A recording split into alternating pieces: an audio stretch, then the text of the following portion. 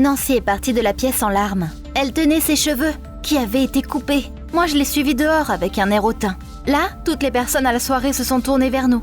Ils regardaient, horrifiés, les ciseaux que je tenais. Parfait. Maintenant, tout le monde sait ce qui arrive à ceux qui me harcèlent. Même quand j'ai entendu la sirène de police dans la rue, je n'ai pas arrêté de sourire. Salut, je m'appelle Suzy et j'ai 14 ans. Dis-moi, ça t'est déjà arrivé que, peu importe ce que tu fais, peu importe ce que t'essaies, t'as l'impression que les autres ne t'aiment pas? En fait, il y a quelques mois, j'ai été transférée dans une nouvelle école. Et depuis ce jour-là, je n'ai plus eu de répit. Vanessa est une fille de la classe au-dessus, et j'avais l'impression qu'elle avait décidé de faire de ma vie un véritable cauchemar. Elle se moquait de mes vêtements, de mon visage, elle retournait mes camarades de classe contre moi. Mais un jour, elle a poussé les choses trop loin. Sans me douter de quoi que ce soit, je suis allée à la bibliothèque de notre école, après les cours. J'aimais bien lire, donc j'avais tout un tas de livres dans mes mains que j'allais remettre, pour en prendre de nouveaux. La pile me bloquait la vue, donc je n'ai pas vu que quelqu'un m'a fait un croche-patte. J'ai donc perdu l'équilibre, je suis tombée, je me suis fait bien mal, et évidemment, j'ai fait tomber tous les livres. Et Vanessa était là, à rigoler avec ses potes. Puis ils ont commencé à me traiter de conne et de maladroite, avant de piétiner et donner des coups de pied dans les livres. Je leur ai demandé d'arrêter, mais elles ne m'ont pas écoutée. Quand elles sont enfin parties, j'avais à peine à marcher, vu que les larmes brouillaient mes yeux. Et le pire, c'est que la bibliothécaire ne croyait pas que c'était moi qui avais abîmé les livres. Elle m'a donc mis sur la liste noire. Puis, elle m'a dit que je devais payer une amende. Mais je n'avais pas d'argent. Pas plus tard qu'hier, je m'étais fait voler mon portefeuille pendant que j'allais aux toilettes. Je suis sûre que c'était encore un coup de Vanessa. Je suis rentrée à la maison en larmes. Je n'aimais pas me plaindre, donc j'intériorisais, mais au final, je n'ai pas pu me retenir. J'ai tout dit à ma mère. J'ai commencé par dire ce qui s'était passé ce jour-là, avant d'enchaîner sur le fait que ça faisait des mois que je me faisais harceler. Mais elle ne voulait même pas m'aider. Elle m'a dit que je devais apprendre à me défendre, à gagner le respect de mes camarades de classe. Mais j'avais besoin de soutien, moi. Bon, en vrai, je comprenais ma mère. Elle travaillait dur et elle était fatiguée. Mais quand même, je ne m'attendais pas à cette réaction de sa part. Je n'arrivais pas à me calmer, donc j'ai sangloté toute la nuit.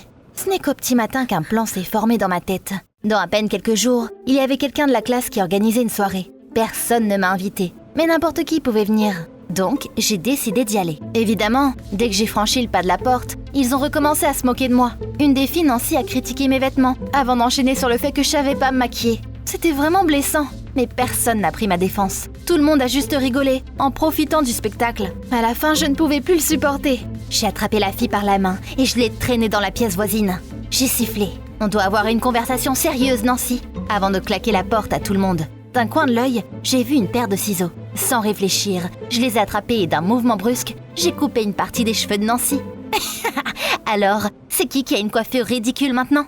Nancy est partie en larmes, tenant ses propres cheveux dans ses mains. Tout le monde nous a regardés. Tout le monde nous regardait horrifiés, parce que personne ne s'attendait à ce que je sois capable d'une telle chose. Mais moi, j'ai souri, la tête haute. Même quand j'ai entendu le hurlement d'une sirène de police dans la rue, je me suis pas enfuie. Tu dois te dire que je suis folle vu mon acte inadéquat. Mais en fait, tout ça faisait partie du plan. En fait, Nancy, c'est une bonne amie à moi. On s'est rencontrés dans un club d'art. Elle était dans une autre école et elle savait que je me faisais harceler. Donc elle a accepté de m'aider. Et en fait, les cheveux que j'avais coupés, c'était une perruque. La police, par contre, n'était pas non plus un problème. Mon cousin travaillait comme officier et j'avais prévu à l'avance que c'est lui qui viendrait. En gros, j'étais vraiment contente de mon plan. Je ne pense pas que Vanessa veuille perdre ses cheveux aussi. Donc, le but était qu'elle ne vienne plus jamais me harceler. Sauf que j'ai vu le policier arriver. Et ce n'était pas du tout mon cousin. Ma confiance a disparu en un coup d'œil. Pendant qu'on me conduisait au poste de police, j'étais terrifiée par ce qui allait se passer ensuite. Et j'ai demandé à appeler mes parents. Heureusement, tout s'est bien passé. Nancy n'a pas déposé de plainte contre moi. Normal, tu me diras. Mais ma mère a quand même dû payer une amende. Et elle était très contrariée. Quand on est arrivé à la maison, j'ai eu un SMS de mon cousin. Je suis tellement désolée. On a eu un appel urgent de l'autre côté de la ville. Je n'ai pas pu venir. La nouvelle s'est répandue très rapidement dans l'école. Pour la première fois depuis longtemps, je me sentais pas invisible. Quand je passais les couloirs, tout le monde me laissait passer. Les gars chuchotaient dans mon dos en me pointant du doigt. Je n'entendais plus que mon nom. Qui aurait cru ça? Que pour devenir une célébrité locale, il suffisait de faire un truc inadéquat. Du coup, Vanessa ne me harcelait plus. Au contraire même, elle m'évitait. Mais je ne suis pas restée heureuse longtemps. J'ai vite compris que les gens avaient peur de moi et que mes chances de me faire des potes avaient donc encore diminué. Mais il y a un truc qui a tout changé. Un jour, après avoir fini les cours, j'ai vu Vanessa et elle semblait avoir trouvé une nouvelle victime. Elle était en train d'insulter une fille que je ne connaissais pas. Elle avait un visage tellement malheureux que je ne pouvais pas laisser Vanessa faire. Je me suis mise entre elle et Vanessa et tu sais, elle a reculé. Ses potes ont arrêté de rire. Elles sont parties en grognant, me laissant seule avec l'autre malheureuse. qui m'a fait un super câlin. Merci beaucoup.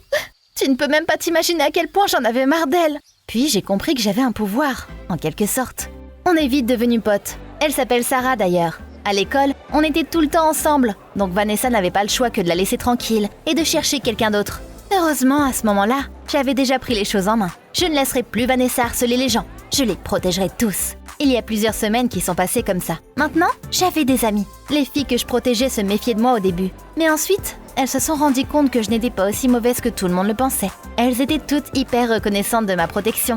Et je me sentais presque heureuse, parce que je sauvais des gens de la douleur que j'ai moi-même dû supporter. On est allé célébrer notre victoire sur Vanessa dans un centre commercial, où on s'est promené entre les étagères avec des vêtements et des cosmétiques en parlant des garçons. C'est à ce moment-là que j'ai, d'un coup, vu Vanessa entrer dans le magasin. Elle avait l'air bouleversée, ce que je trouvais bizarre, vu que je ne l'avais jamais vue comme ça.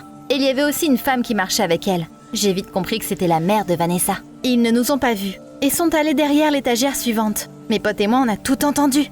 Oh, tu aurais dû entendre le ton sur lequel sa mère lui parlait. Elle grondait Vanessa pour ses notes, la rabaissait constamment, la corrigeait. Sa voix était clairement irritée quand elle critiquait sa fille pour ses vêtements, sa coiffure, même pour ses ongles. J'ai vu mes potes pouffer de rire. C'était vraiment la même fille qui les avait terrorisés, qui se faisait terroriser à son tour, là. Et d'un coup, je me suis sentie très désolée pour Vanessa. Imagine si sa mère lui parlait toujours comme ça. Si c'est le cas, c'est pas étonnant qu'elle soit aussi méchante. Elle traitait juste les gens comme elle avait l'habitude d'être traitée. On a suivi Vanessa et sa mère pendant quelque temps. On a tout écouté et je me sentais de plus en plus mal pour elle. Et à un moment, on n'a pas fait attention, mais on s'est retrouvés face à face avec Vanessa. J'ai vu que Vanessa était au bord des larmes. Quand elle nous a vus, elle n'a pas réussi à se retenir, vu que les autres se moquaient d'elle. Et elle est sortie du magasin en courant. C'était pas du tout drôle, ça. J'ai fait taire mes potes en colère. Puis je me suis précipitée avec Vanessa.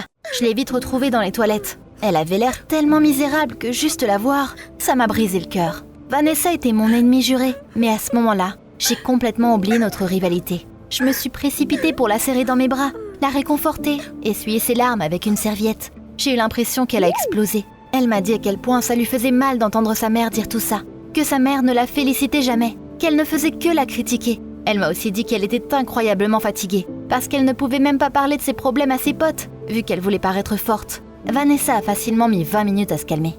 Et pendant tout ce temps, je la serrais dans mes bras, la réconfortais et essayais de lui dire que tout irait bien. Quand elle a arrêté de pleurer, elle avait l'air complètement perdue. On est rentré dans un silence absolu. À ce moment-là, la dernière personne que je m'attendais à voir à côté de moi était Nancy. Et pourtant, elle est apparue. Elle n'avait pas vu Vanessa, donc elle m'a parlé et m'a demandé comment ça se passait. Mais le plus important, c'est qu'on voyait bien ses cheveux. Et bien sûr, Vanessa n'a pas pu s'empêcher de le remarquer. T'aurais dû voir son visage quand elle a compris que j'avais trompé tout le monde pendant tout ce temps. Elle a rejoint sa mère sans dire un mot. Et moi, je suis rentrée chez moi pour vivre les pires heures de ma vie. C'était vraiment fini. Demain, Vanessa dira à toute l'école que je suis une menteuse. Et surtout, il n'y avait plus aucune raison pour qu'elle ait peur de moi. Après tout, si je n'ai vraiment pas coupé les cheveux de Nancy, alors Vanessa n'avait à se soucier de rien. Je suis allée en cours complètement terrifiée le lendemain.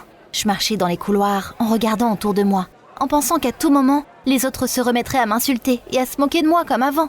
Mais pas du tout. En fait, Vanessa n'a rien dit à personne. Très vite, j'ai vu qu'elle se comportait bizarrement. Elle marchait dans les couloirs, pensive, et elle passait moins de temps avec ses potes. D'ailleurs, le mieux, c'est que je n'avais plus personne d'autre à protéger, parce que Vanessa a enfin donné une pause aux filles. Et puis, quelque chose d'assez incroyable s'est produit. J'étais à la cantine avec mes potes, pendant la pause déjeuner, quand Vanessa s'est assise avec nous et a essayé d'entamer une conversation. Les filles étaient juste sous le choc, et j'ai tout de suite compris ce qui s'était passé. Je pense que j'étais juste la première personne à avoir traité Vanessa gentiment. Ça a dû la faire réfléchir. Et tu ne le croirais peut-être pas, mais après un certain temps, on est même devenus potes. Des fois, Vanessa avait du mal à se retenir. Elle pouvait toujours être sournoise et cruelle. Mais j'ai essayé d'être patiente, et je lui ai appris à être plus gentille. L'atmosphère à l'école est devenue considérablement plus saine. Maintenant qu'il n'y avait plus personne pour harceler, plus personne ne s'engueulait. Il n'y avait plus ce concept de loser et de popularité. Et tu sais ce que j'ai compris aussi ? Ce n'est pas si mal quand les autres ont peur de toi à l'école. Il faut l'utiliser pour faire du bien et pour rendre la vie un peu plus facile.